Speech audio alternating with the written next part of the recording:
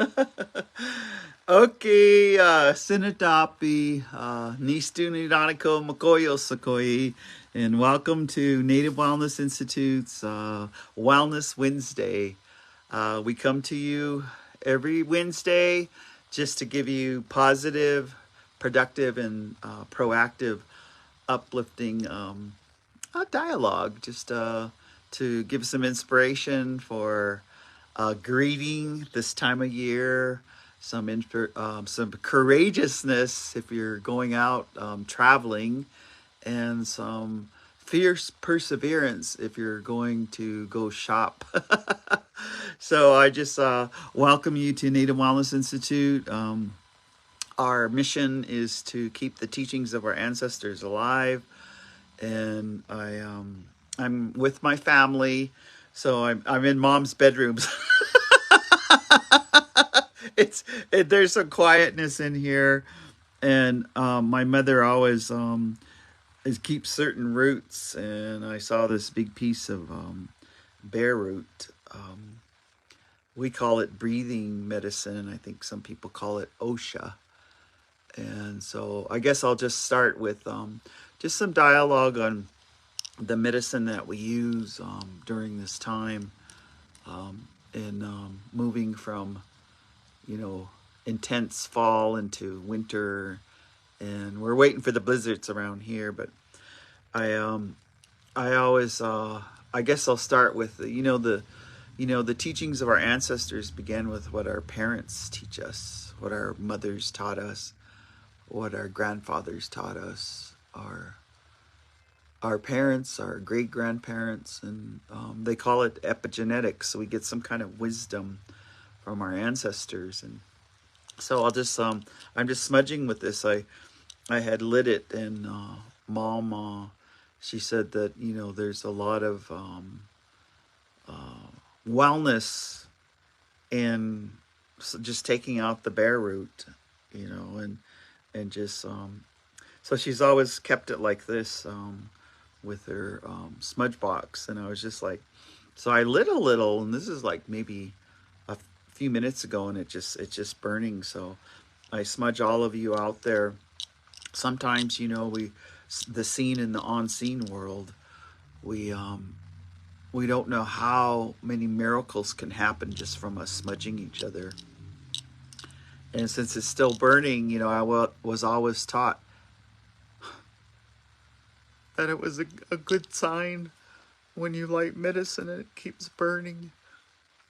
So I was just sitting here being grateful, and just grateful, and my mother's space, and grateful for our land here, and grateful for many things. And so when I lit this, I always like to come on the power hour with just some positive Indian kind of things. And I guess this is the Indian kind of thing that this medicine kept burning. And so I smudge all of you out there and just say, hi Ostrabatapi, hi Ninna, I'll not be not to see, I'll keep that people. Smoking all of our Sixikai Kainaya Batsapikani and Omskapi Kani. Smoking all our Dene relatives. I was Jabat to be smoking all the 100 rancherias in California. Smoking all our salmon people, the coastal people. Smoking all our plains, Lakota, Nakota, Dakota people. Give them a blessing. Smoking all our Northwest Territories, our Alaska Native people. We just ask that you be with our people during this time, or we express gratitude, that we have intense gratitude for the things that we have, and that we have lateral kindness, that we have lateral giving and gift giving to people. So I guess I was I was laughing at myself because I have to laugh at myself because I have like a pimple like a teenager. And I'm not going through puberty or nothing like that. But I was thinking, I don't know, like how some people, this is just how I am, not too greasy of an Indian. And I always, because my mother wears lipstick, I always wear lipstick, but I don't do much else. I thought, hey, I should have put some foundation on my pimple. But you just get the transparent. This is who I am. Nistu Makoyo Sukoi, and I just greet you today. Native Wellness Institute. We had some very remarkable things happen in this past week or so. We I just want to give a shout out to our executive director and her family. She's with Will, and she's with Shailene and Shadrin, Shady, and the rest of her relatives at Fort Belknap. They're all celebrating gratitude, and I just want to give a shout out to Shady because he did his rite of passage. Woohoo! And he got a bull of buffalo yesterday, and they were just sharing that good news with us. And so I just I look at that greatness when you get to come on the land, and you get to hunt a buffalo. And I know that just a shout out to Will Penn. Will, I just saw him in the photos, but how sacred he treats animals when he thanks them for giving their life, and thanks them for the meat and the food that they bring to many people. And so I give a shout out to them. But I wanted to talk a little bit about this bear root. Over on the Colville Reservation. I want to give a shout out to Annette Squintimkin, her sister Randy, who right when we were just getting all of our vaccines, we had a medicine camp where we just went walking out on the land over there. And I want to thank Randy for sharing with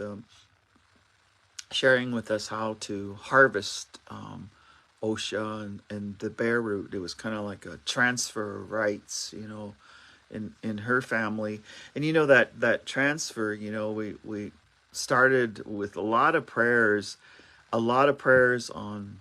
We used to meet on Zoom and something called Teams, and we were just wanting to all be together. So there was several of us, Jill Lapointe, let's see, Nathan.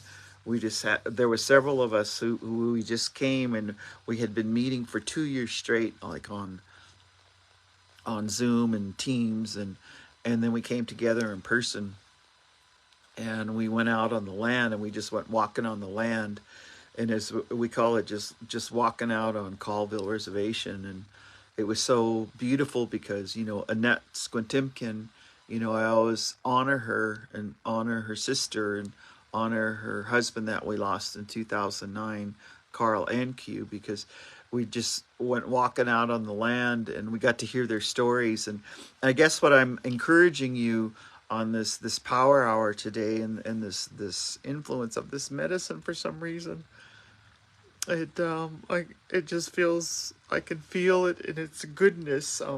It helps.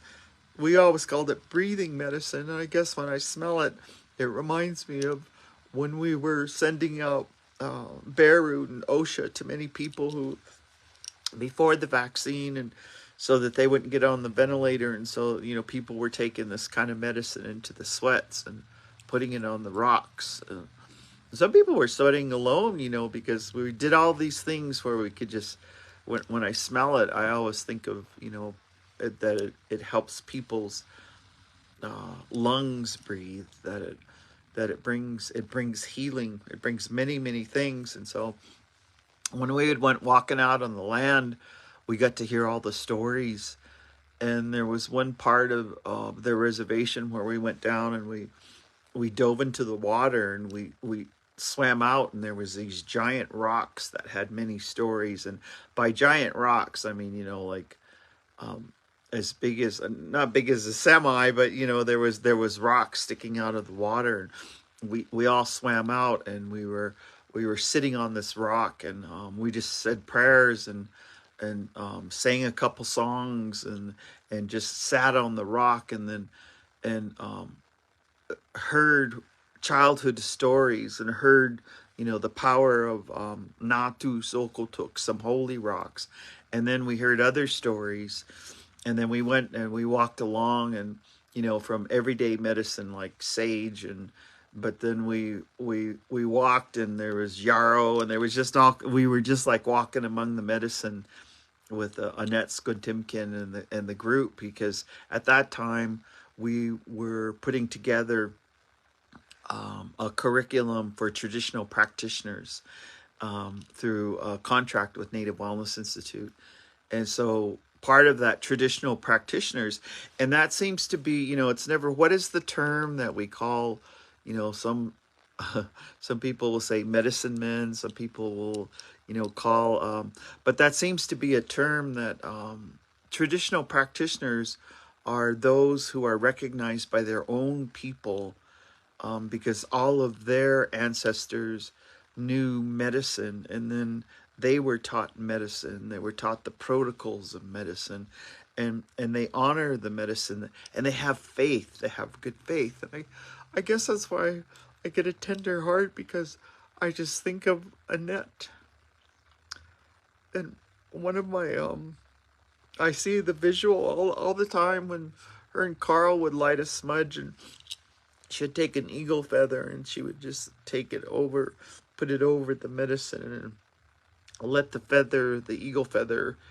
take up the medicine. She would move it, let it, and I always remember she brought traditional practitioners together, and there was Rick Two Dogs was there from Lakota, and there was just all of our coastal medicine people were there, and it was just a time when we all kind of cleaned each other off. And I just remember how eloquent and how much faith Carl and Annette had when it came their turn to say prayers. And so today, I guess, sheesh, I was, of course, I wake up and I think about goofy things, because that's just what the badass auntie does sometimes. But I guess I was praying as I was coming in, and just having such gratitude. My relatives that live on the other at the Leaning Tree, their grandpa went through surgery yesterday on his heart, and everything went good. We were all praying, and everything went good. They said his circulation, his skin is, you could just tell, and he was happy.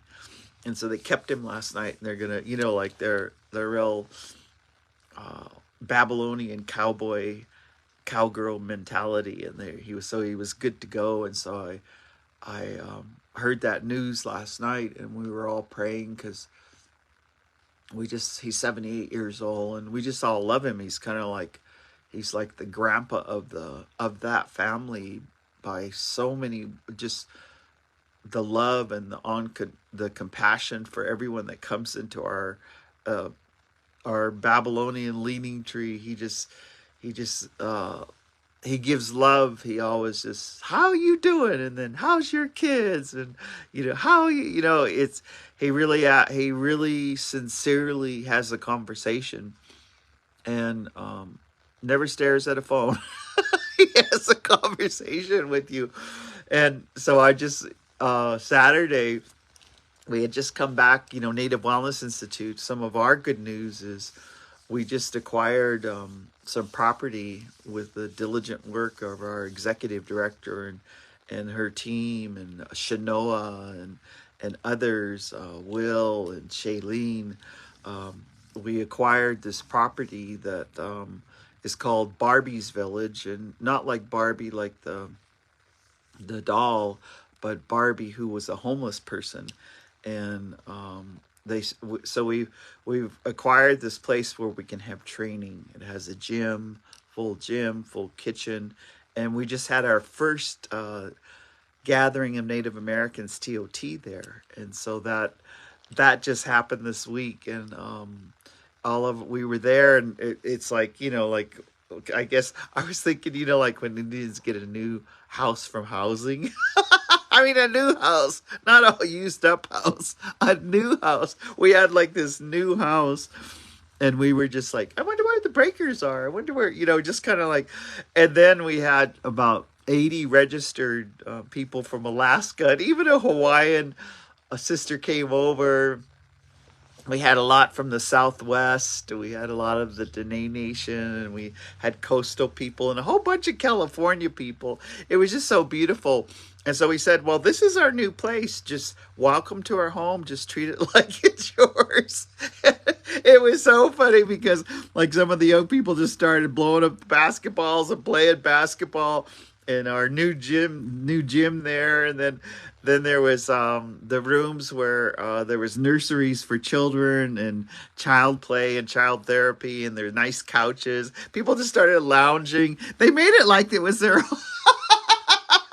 like it was their home, like when you tell Indians, come in, make yourself at home. Well, all 80 people made themselves at home last week when we had our gathering of Native Americans, and it was such a beautiful, just a beautiful healing event. We had Shailene went and took beautiful portrait photos of every person, and we had a big, affirmation portrait where you could put their portrait and you could tell the good things and put positive affirmations about that person. We had reservation dog skits. It was kind of like each team, we had 8 teams, so we had to have 8, cheers. We had to have 8 what broke apart the world, what put it together, and then we had reservation dog skits. And it was so amazing because with this group, we really said when you facilitate healing, or when you bring healing, it's just like 12-step. It's like Wildbriety. It's like Native Dads Network. You have to tell your story, and then you have to tell how you're working on your healing. And I swear all 80, at least 70 of these people told us their story, deep, way back when, from childhood to how they were working on their healing now. And they were the kind of traumatic experience, of sexual abuse, about being raised in foster care, about being, addicted to fentanyl, addicted to opioids. And then now the success in sobriety. I mean, one of our brothers, he was just so cool. He was just like laying down on the floor, like when right before, he decided to quit drinking, and his family of men intervened on him. But he was saying he couldn't get up, and he was laying on the floor. All he could do was just take his bottle and, drink out of the drink stop, and he couldn't even get up. But then he went from that to allowing his brothers to help him, and then allowing himself willingly to go into treatment. And then he went back to school, and now he's a clinical psychologist. I mean, like, Indians got stories like, oh yeah, I was living in the streets, didn't have nothing, and then I got sober, and now I got my PhD. I mean, that's how Indians are. They're totally resilient once they have that willingness and that faith. I mean, once they put the plug in the jug, and once they start to ask for help, and once they kind of let things go, and once they have what we call as acceptance of what is, just accepting it for what it is and not trying to control it, and then just looking at the good in life and taking what we can, that kind of healing. As you can see, it's still in my heart, all that goodness that we had last week with Native Wellness Institute. But the other thing that happened, and I just gotta give a shout out, every Tuesday morning, a lot of our support team and our allies, we all listen to Mike Duncan on. So Mike Duncan is on at 6:30 in the morning Pacific time, but at 7:30 Mountain time. And he was on yesterday, and he had just come back from the boys with braids, and you could see it was still just like how I'm feeling. We're having these big healing events. There was like 600 of them, and well, I always like, send him a text like good morning, sometimes he's just waking up, and he said it was intergenerational healing. He said that there was some kind of power, like, Dallas Goldtooth came and gave the blessings and told his story.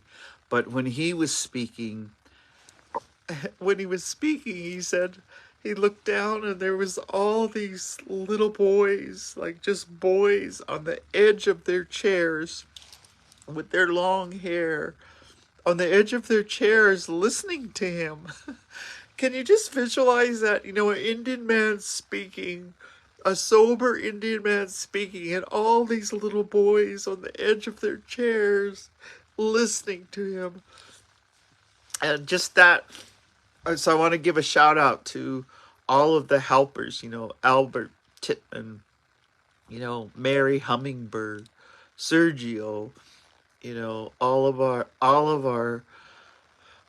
our Native Dads network. There's so many of them. They're just so powerful, and they brought that gathering together of 600 boys with braids, and they had there was some real supportive sisterhood there, and sisterhood that just not trying to snag on them, just there supporting them. There was all of our sisters came, with all of their healing for missing and murdered persons, and then they always take a picture with everybody. It's kind of like everybody takes their braid and puts it in the back, and they take a back picture of all these individuals, all these little boys and big boys and men with hair, honoring their ancestors, because some of the tribes, say this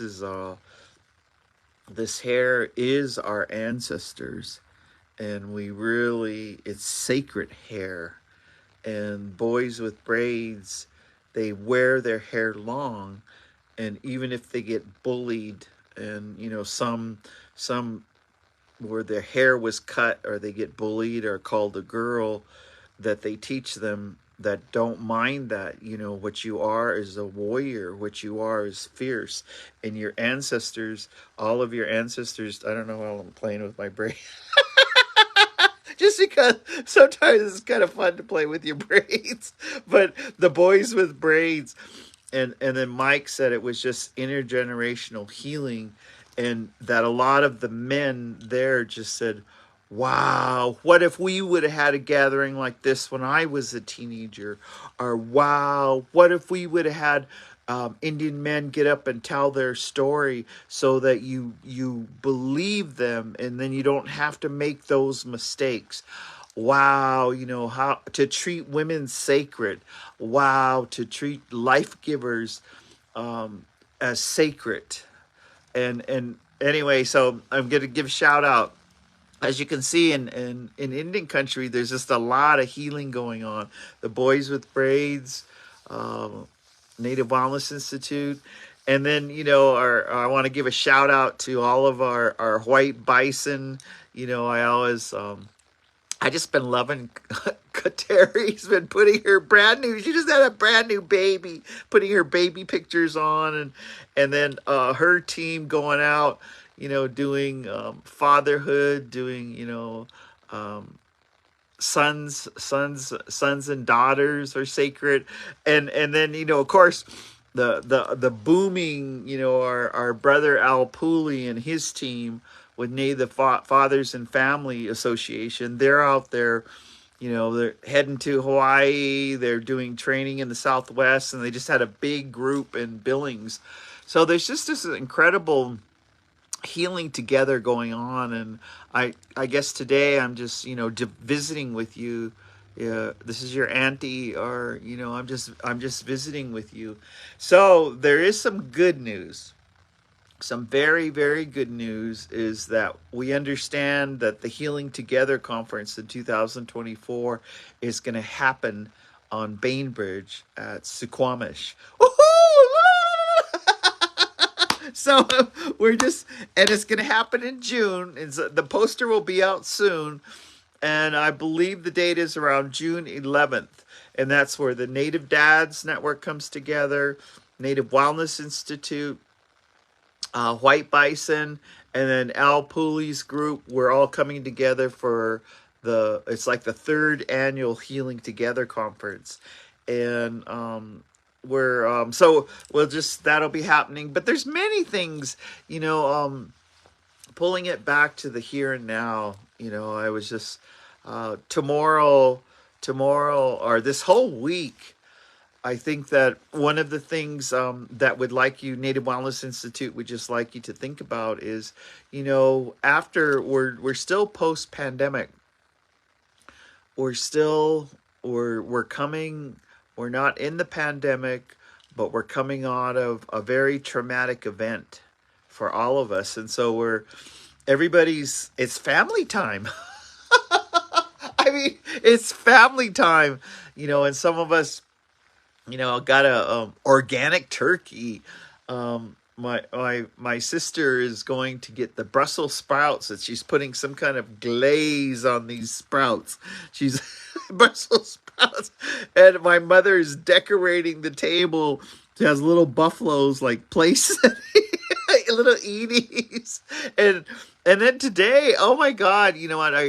I got up and I was saying my prayers, and one of the things, I guess, during the season, I don't necessarily put up a tree or anything like that, but I'd gotten some new lights to go out on the deck. And, I always remember they said that one of the things that you could tell if a person's okay is how they untangle Christmas lights.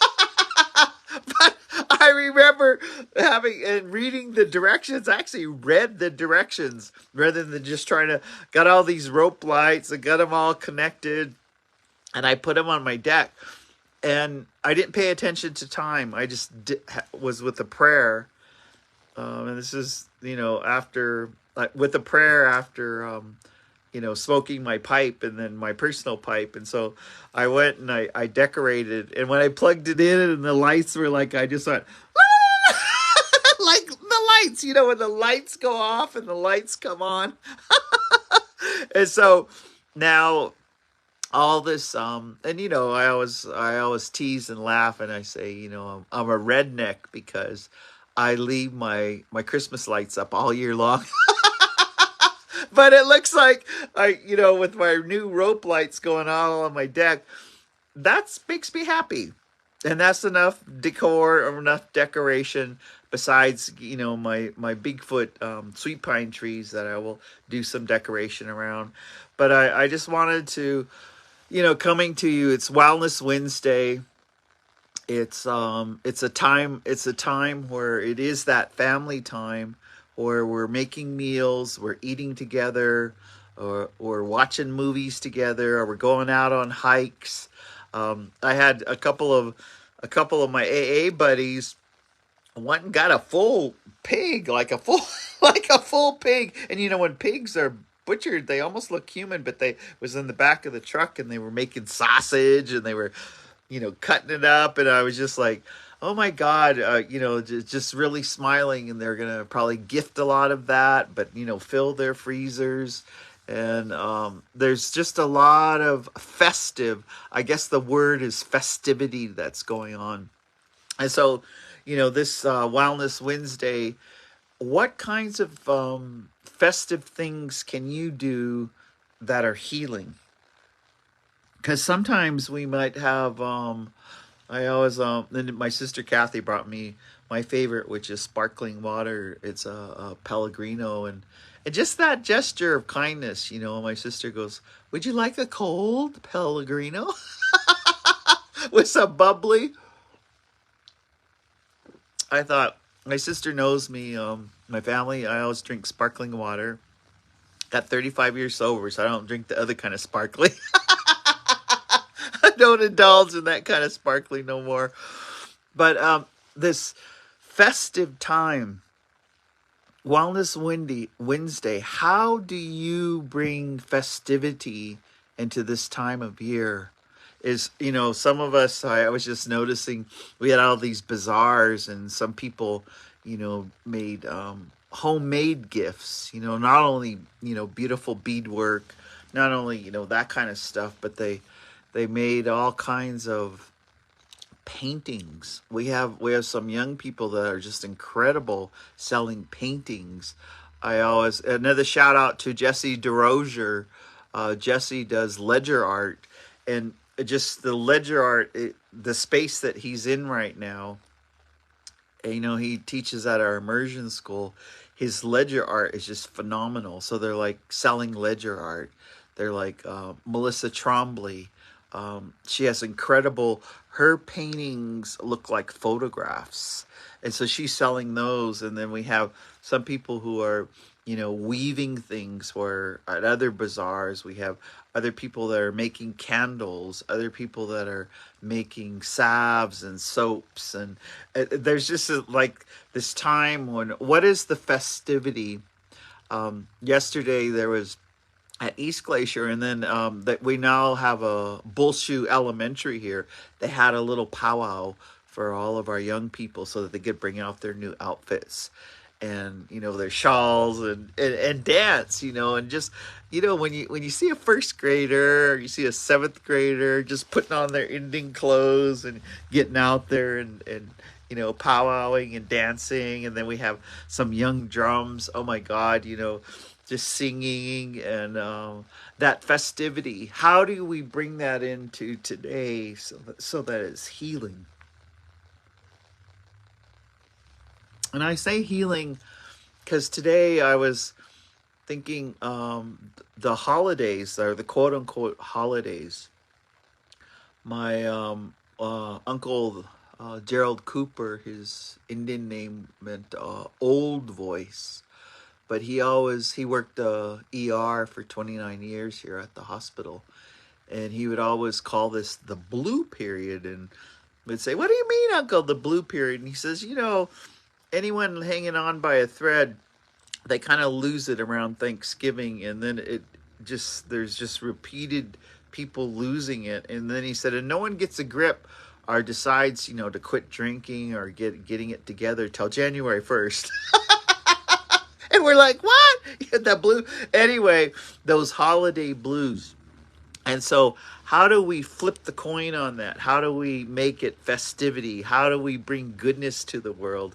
And, and I guess that's some of them, I think that the touching of my heart of this bear root, the knowing, it makes me feel good. This is my mom's, and she has it in her smudge box, but it makes me feel good that my mom, like when we're out and about, to all of us kids, and to all of her grandchildren, and to all of her cousins, and she's 85 years old, she's always smudging for everyone. And you can always just like call her up, call her on the phone, and I'll say, "Mom, could you smudge for me? Doing something where I'm hearing a lot of stories, and I want to have boundaries so that I doesn't enter in my body, that I can say the words, give the good words." And I just call and I say, "Mom, can you smudge for me?" And you know what? She gets off the phone and smudge. That's a mother's love. And then, okay, so one of the things to share with you today is, even if you don't have your mom anymore, like physically have your mom, that's the beauty of our culture, is that if they've crossed over, and I see a lot of heavenly greetings, is that you can ask them for help. And it might be with dad. You can say, "Mom, or Nina, Dad, help me, pity me." We can ask our ancestors to have good festivity during this time, to have good family time. We can ask our ancestors to help us to be healthy. Just like, I was just thinking of my sister going out to finding the perfect good Brussels sprouts. So she's going to make some kind of glaze with these Brussels sprouts. to go with the turkey and the cranberry and the mincemeat pie. They even got a homemade mincemeat pie in there. I'm not gonna. I wish I could have a piece right now, but I'm gonna wait till tomorrow. Wouldn't that be just? They come home and they look and there's a piece already gone, and that goddamn Theta would always start eating the pies way before we're supposed to, putting whipped cream on it, just eating it. But but the festivity, that makes me laugh because I have done that before. We're supposed to wait for this big dinner, and I just go in there and have a big old piece of pumpkin pie with all kinds of whipped cream on it. You probably already did that. That's probably why you're laughing.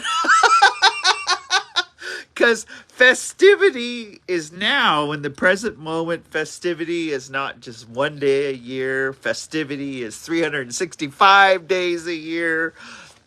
And then I'll just, one of the things that my mom had found all these old photos, and there was this one of Flandreau, South Dakota, and it was Phyllis and Edith, and this is like 1950s, and she had this photo. And so I administer Piconee Press on the Blackfeet Reservation. I put the picture on Piconee Press and hoping that one of the descendants from the grandma that was on there, and one of the grandmas in the pictures, she had passed away last August, and they had no pictures of her when she was little or when she, so they were just saying, that's our gram, so today I took the picture, and I'm gonna, as soon as I get off here, I'm gonna go mail it to the descendant of that grandma. And they just, when I was putting it in the envelope and writing a note, and I thought, it's snail mail, but maybe one of the festivity things that you can do is send out cards in snail mail. They're saying that NPR said that 54% of people like getting a real card in the mail.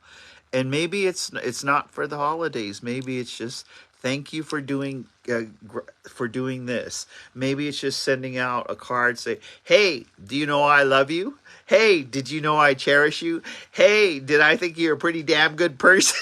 I mean, what if we all just got all these letters instead of those bills? Anyway, we just sent out, the festivity can start there. But I also decided, and I guess this is something I learned from my mom, writing letters. I thought I should get back into writing letters to people, but decorating the envelopes. So I had some stickers, little heart stickers, and little, kind of like bling bling. So it's out of the track.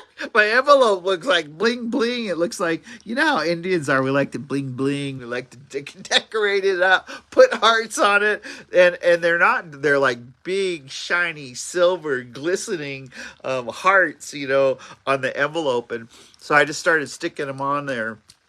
I thought, dang, this looks like some kind of jewels I'm sending sending in the mail. Just putting this out there and sending it. That's the festivity. Think about the festivity, and then what is a stamp cost? Anyway, I got a bunch of forever stamps. I thought, all you do is sit down, and that was when my heart, I finished praying, and the smudge was in the house, and I thought I'm gonna sit here and write at least a couple letters each day to people I care about, people I love, and just tell them that. And it isn't, like we have social media, but it's going to come in the mail, and they're going to see it, and they're going to know. They're going to know that somebody loves them, that somebody cares, that somebody appreciates them.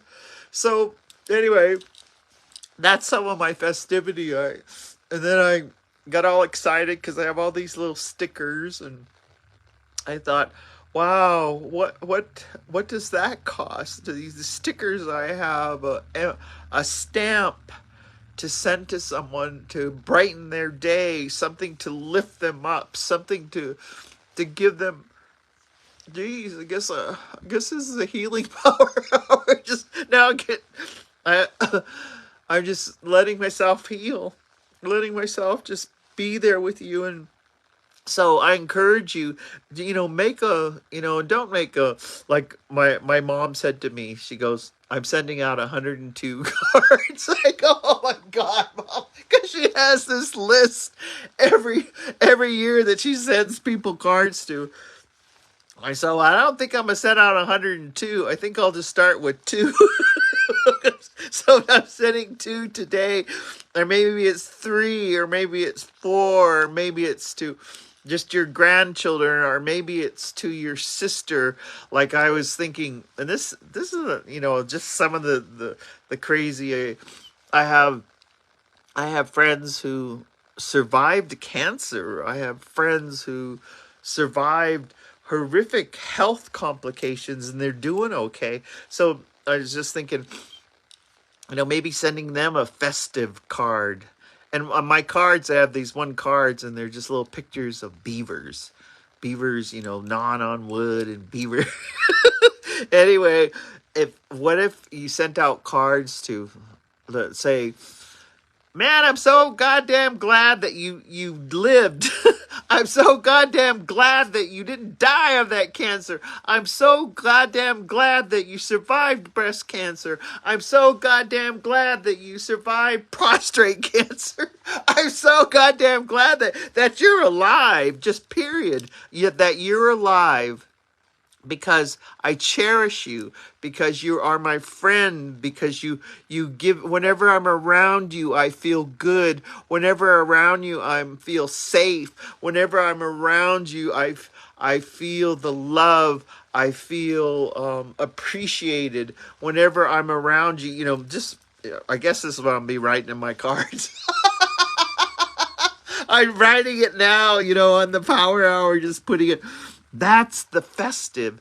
That's the goodness. That's the. It's just like my friend that survived this surgery yesterday and gets to come home. I was trying to think, what do you get a 78-year-old tough ass cowboy?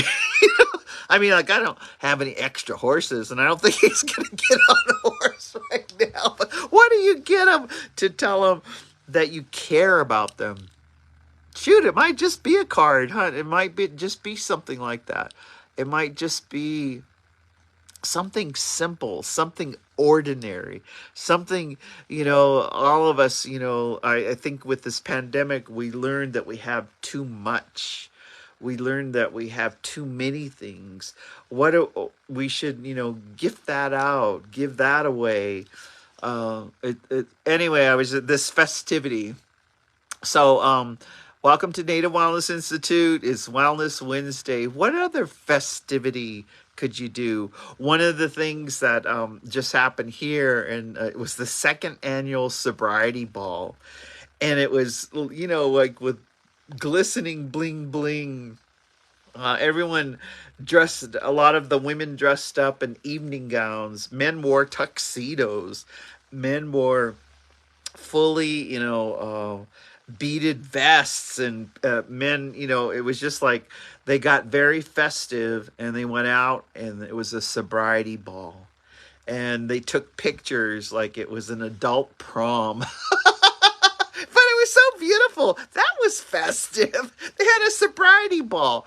So what could you do, festivity right now? They have the parade of lights, and they're going to be having, everyone has, it's like the parades instead of Indian Days parade, a parade of lights where everyone wears they bring their vehicles, and they decorate floats, and they have lights going on. I just, it feels good to cry, but my nose gets stuffed up. I'll share with you one of the festive things. I was part of the Kami Poismanix and Women's Stand Up when we went to the Jay Treaty in Calgary in September, and they gifted us some money, like in appreciation. All of the matriarchs that came, they gifted us money, and sometimes I usually take that and I re-gift it, but this time I said, no, I'm gonna go. I'm gonna go and I'm gonna get my nails done. So I got a nice color, and then I went and I got a pedicure, and then I really went and bought something for myself, and it's kind of humorous. I'm gonna show it. They have like these Uggs. They're like black Uggs, but you know there's kind of a high step in it. But you look at it in the inside. I went and bought this for myself. I bought myself a present because it was a gift for thanking the stand-up headdress. And so you can see, looking inside, it's like that sheepskin. You don't even have to wear socks, and you can go in the snow, and it's up to here. You know, it's waterproof. Anyway, these are Uggs. so so the festivity is, you know, and then I went and bought myself some sushi to go. And I just drove up, got a pedicure, got relaxed, got the massage, you know, got the gel fill, bought myself some new Uggs, and I felt like $1,000,000. And I thought, wow, that's a kind of self-care. Self-care, be festive with your self-care. Going, you know, like today I knew that was the power hour. So I dressed up for you. I wore one of my favorite. My sister just sewed this dress for me, Lori. One of my combat vet sisters from South Dakota just gave me this necklace, and then one other of my nieces just gave me these earrings, and I just thought, it's festive, so dress up festive, talk festive, decorate your house festive, make good food for your family. You know, tell stories of how you're taking care of yourself. Tell stories of how your family is celebrating being together. You know, ours is always stories, but I think I want to go through those older pictures and have mom tell the story because she's got this clear mind. Oh yeah, she can. Oh yeah, that was 1948, and then she could just go. She could tell you the whole story of what was how. And other the festivity is listen to the elders. Just sit with the elders. You don't have to react to it. You don't have to comment. You don't have to, you know, try to match the story. Just listen to the elders. And so yesterday when I took my mom to lunch, you know, I said impromptu, something spontaneous. I said, let me take you to lunch, and I can come pick you up. And so she got ready, and we went out to lunch, and it was just me and her, and we're having lunch. And she was remembering when she had the American Indian Family Healing Center in 1995, and she was telling me a story of when May Tallow gave all of her staff Indian names because they didn't have an Indian name, and then named all the children. May Tallow gave 33 Indian names to all of the children, and then she was remembering Chip and Freddie and a lot of our fish family. They came and they helped make dance outfits for all of the kids. And so her story, and I'm telling you the story because all I did was listen. She said, I remember that the mothers that were in the treatment with their kids, and they learned to bead, they made shawls, they made moccasins, and there was like 11 kids that all were decked out because the mothers had worked on their outfits, and she said, you never can see how epic and how intense that beauty is when a kid goes out on the dance arbor and they know they're wearing the clothes that their mother made or that their father made, when they're wearing all of that love put into that outfit. And she goes, when you could see all the kids, and some, you know, I remember there was a lot like 6, 7, 8-year-old, 9-year-old children, and their mothers had made their outfit, and they came on the dance floor, and she said, that's what our culture is about. That's what we're about. When you know your relatives have made you something, and you get out on, you have your coming out, or you get out. That's that festivity. I just like, seeing all the kids with their little shawls, and they're practicing, and they're so cute. They're not perfect dancers. They got to learn how to dance. And some of them get out there and get down, some of them just like listen to the drum. Little chicken dancers, just really starting out. Oh, all that festivity. I mean, you can feel it. And so that was the stories that she was telling me yesterday. And as I was sitting there, I felt not like I was a little kid, but I just felt like I am the daughter of Euskiptadaki, Yellow Flower Woman. And she is still alive. And I'm just going to sit here and embellish and feel her stories. So when you're sitting with the elders, feel their stories. Just sit and so what, they repeat a story. You listen again. Let them listen to their story, listen to their joy, let them relive, because there's some kind of magic when you listen to elders' stories. If you listen to the story, there's usually a teaching in it. And sometimes we get it right then, but sometimes it sits with us and it resonates with us, and we get that lesson later. It's that's the transfer of knowledge. And so that festivity. So one of, when it's rather than staring at your phones, because that's what we do, that dopamine fix. Rather than staring at your phones, we encourage you, when you're with family time, is to put your phone, put it away. It's right there. Just put it away and listen to each other's stories. Visit. And, I've been asking people in our trainings, native wellness trainings, like, what did you learn during the pandemic? Ask that question. Or what have you been doing? What's been important to you? What's been good for you? What kind of plans do you have in 2024 that uplift you? What kind of goals do you have? And then listen to your family, because I swear, a lot of us, like, I see a lot of our family coming home now, and they're just driving over, it's kind of like drive up from Great Falls or drive down from Canada, and they're going to see their family, and there's just this beautiful anticipation. And then, if for some reason, you're not going to do that traveling there, call somebody up. Dial them up. I mean, you know how like everyone has everything scheduled. Dial them up, and even if you get their voicemail, say, "Hey, did you know I love you? And I just wanted to visit with you. Call me back."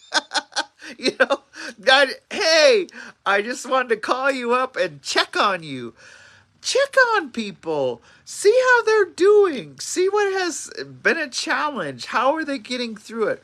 And you never know. It might be one of those God things, or Shabbat things, where you call them and they need some words of encouragement, or they need something you can help with. So I guess this festivity, in our power hour, this hour that we have today, is in our festivity. Just check on people.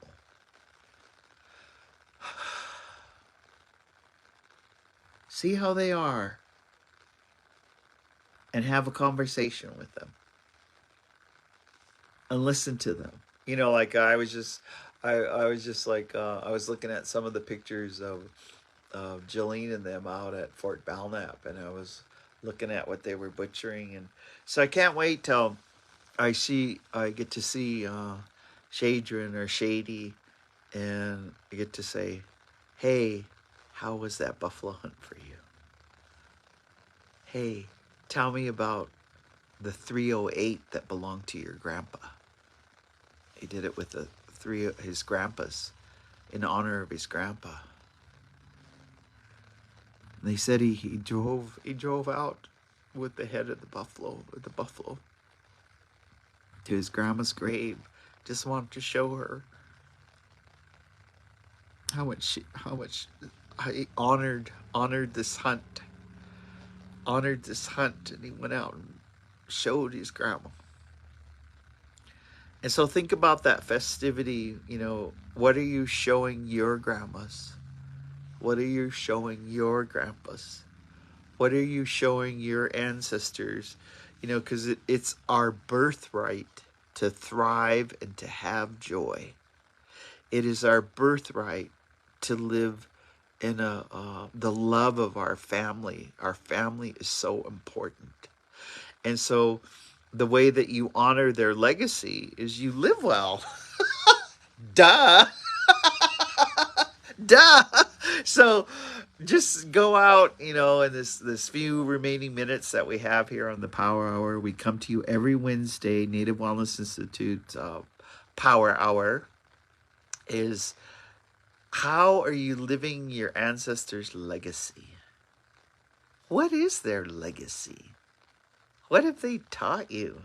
And I think about, you could drive around the res, and no matter what, you'll see whoever's in the car is like just being a big Indian, like like they're all laughing. Indians, no matter what's going on, because it's a tool. It's a tool. Laughing is a tool. It's a way to greet the world. It's a way to imagine the world. It's a way to make the wicked humor out of it. It's the humor. And that's why I think Reservation Dogs is so successful, because they took our lives and they brought humor into it.